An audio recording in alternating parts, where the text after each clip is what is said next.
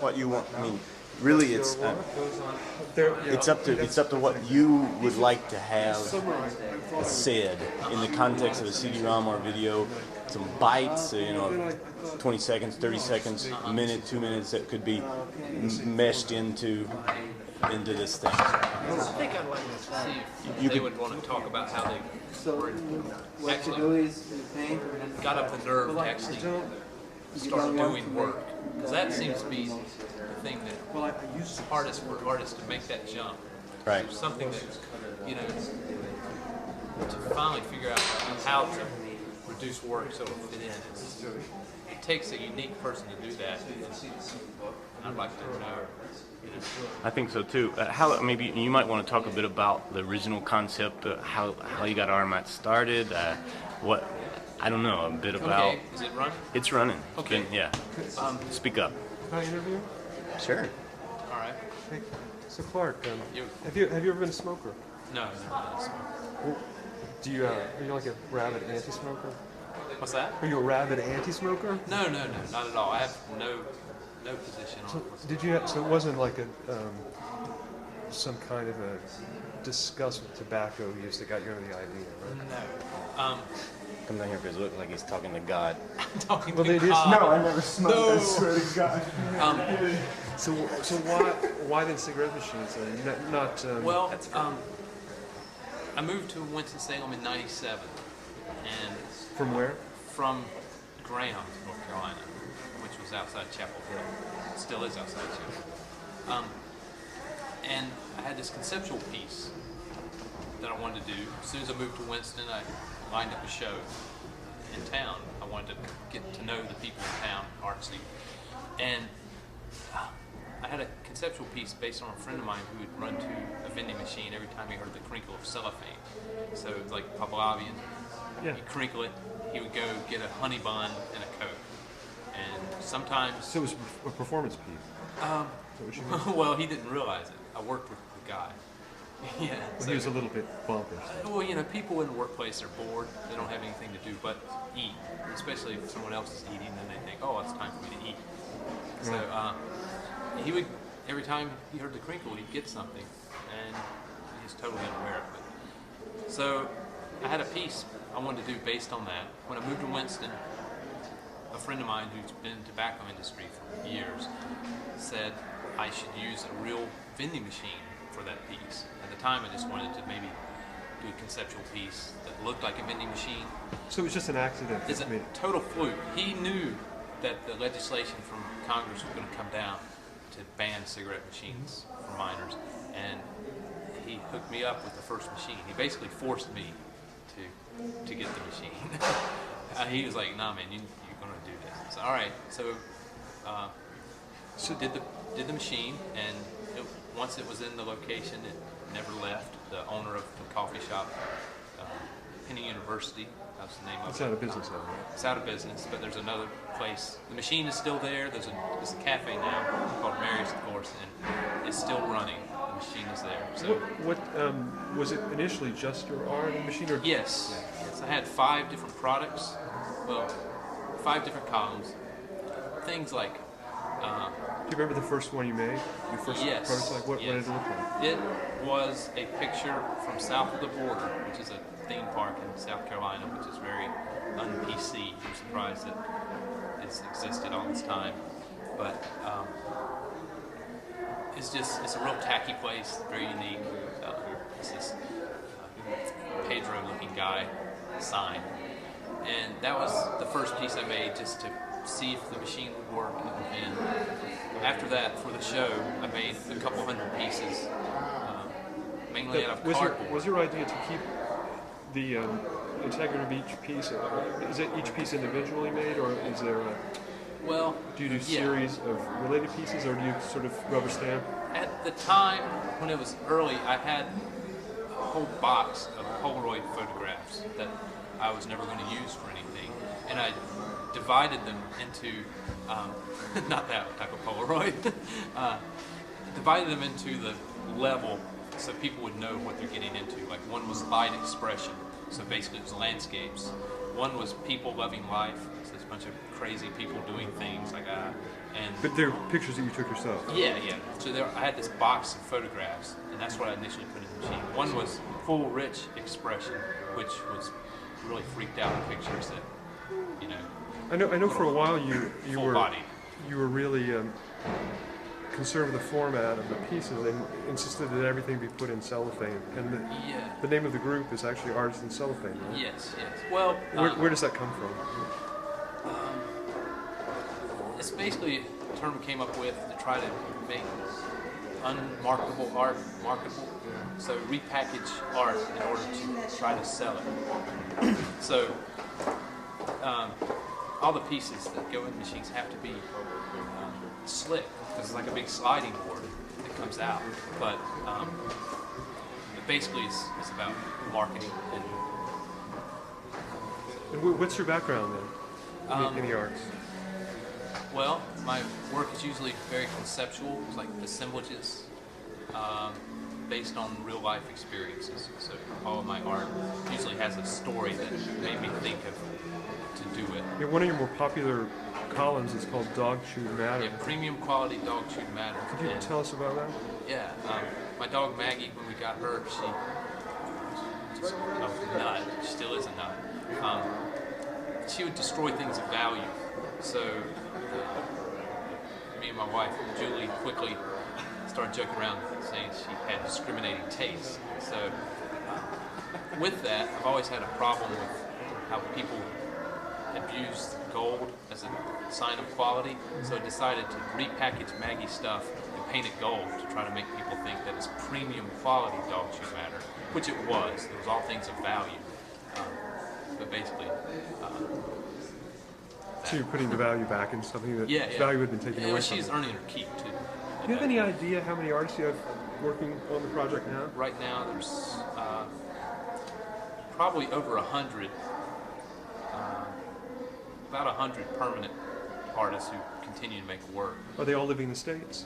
No, there was an artist from Canada. She passed away recently, but we have some artists in Africa, and we've been getting calls from Korea. We have artists from across the country right now, mainly from the Midwest and East Coast. How many machines do you have installed? About 18 right now. And do you put all the machines together yourself and renovate them? Yes. And you how do you rent them out? Do you right now, franchise? It's sort of a leasing system with some art centers. They pay to refurbish the machines and ship the machines there, and at that point, we split the proceeds. Artist gets 50% of the sale price. So. Yeah, initially, when I heard about it on NPR, do you donate some of the proceeds to art organizations? Yeah, there has to be some arts-related charity involved. Most art centers are nonprofit, so they get the cut. But the more retail locations are around Winston. We take the proceeds from those machines and give to an arts magnet school in Winston-Salem. Yeah. Could you name some of the places where the machines are right now, and maybe places where they've been installed? We have a machine here at the new museum. Just installed a machine at the Whitney. That's the Whitney Museum of American Art in Manhattan. Yes. There's a machine at Diverse Works Art Space in Houston. There's one at Southeastern Center for Contemporary Art in Winston-Salem. There's going to be one in the Cleveland Center for Contemporary Art in a couple weeks. Up until now, you've mentioned all museums, arts organizations. Are there any in retail spaces? Yes, there's mainly in Winston. There's coffee shops, Morning Dew, Borders Bookstore, a couple galleries in Winston. In Raleigh, there's a place called Third Place that has a machine, and Greenville, South Carolina, Erickson Art Supply, there's a machine there. And do you take care of the stocking yourself? Yes, for the most part? but some of the retail locations, they have to kind of handle it on their own. But places like here at the new museum, we keep an inventory on hand for places like that. Would you consider yourself obsessed with this project? Well, it's hard to avoid. I mean, are you? Yeah, that was a bug. Right, Clark. I'm sure. It's Has it taken over your life? I mean, it must take up a lot of space in your basement. It takes up a lot of time. How many dead machines do you have in your basement right now? About 15. So. And I have to. And what's your wife's response to that? As long as she can park the car in the basement, she doesn't get too irate. But I have to. I'm in charge. I mean, like it or not, I've offered this. I've invited people to be a part, and I have to stay at it. And you see it going on in one form or another for a long, long time? I plan on doing it for a long time.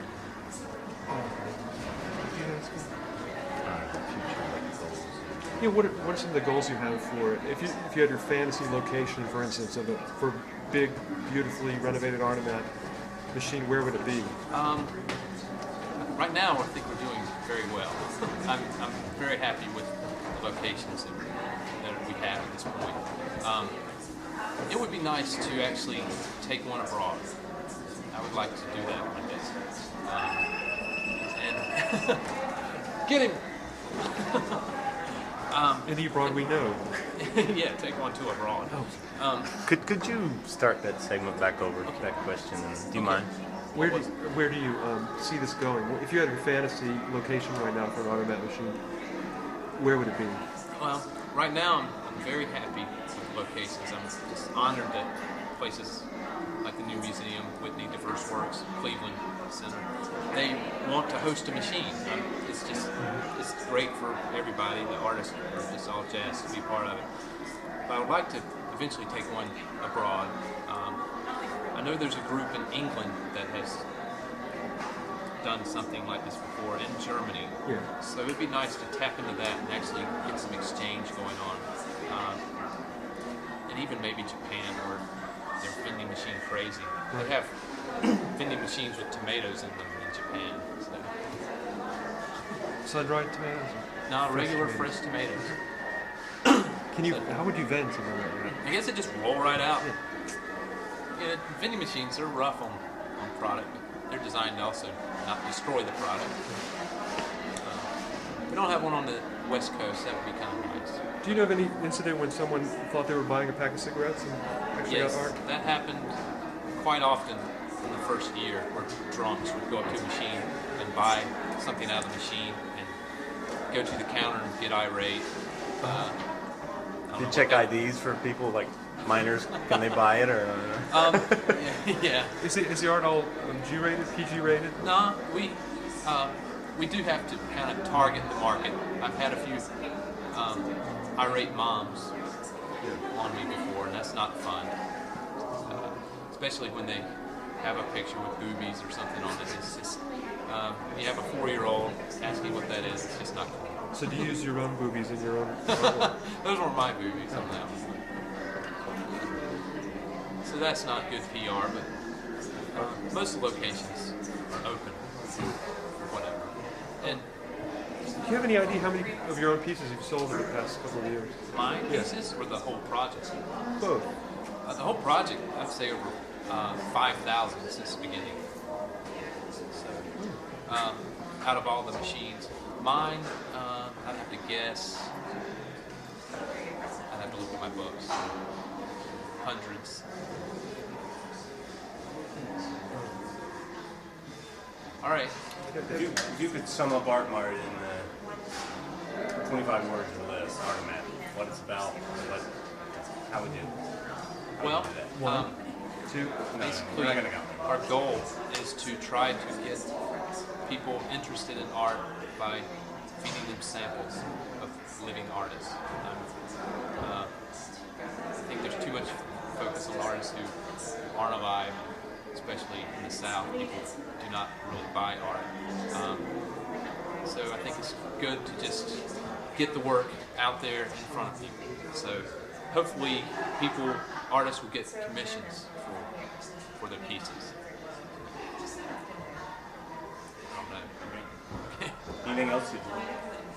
Good to see you. Thinking you just want to say. You just want to get it off your chest, Clark. What is it? As long as it's not about me. Oh, it's not about you? Yeah, nothing personal. Can you tell me why Rockholla's work isn't in the museum? It's sold out. Oh, I see. See? That's great. You thought you were...